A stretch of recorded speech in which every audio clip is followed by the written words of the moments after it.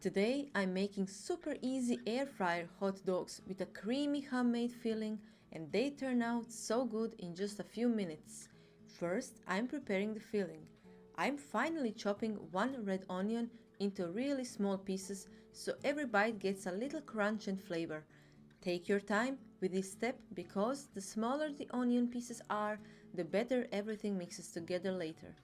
Next, I'm chopping a few pickles. I like cutting them into tiny pieces as well, so they blend nicely into the sauce and give that perfect tangy flavor.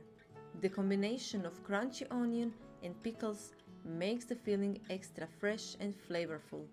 Then I'm adding mayo and ketchup. You can adjust the amount depending on how creamy or saucy you want the filling to be. Now I'm mixing everything together until it becomes nice and creamy. At this point, the filling already smells amazing, and it goes perfectly with the hot dogs.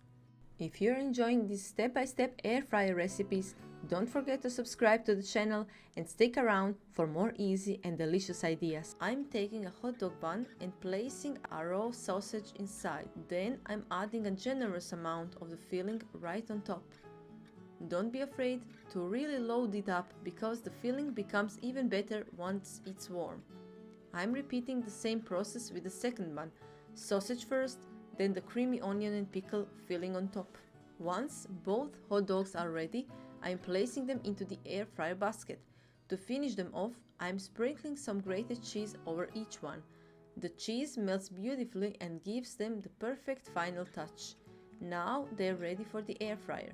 I'm cooking them at 180 degrees Celsius for about 5 minutes, but the cooking time can vary depending on your air fryer.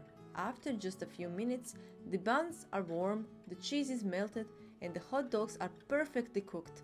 And that's it. Quick, easy, and seriously delicious air fryer hot dogs.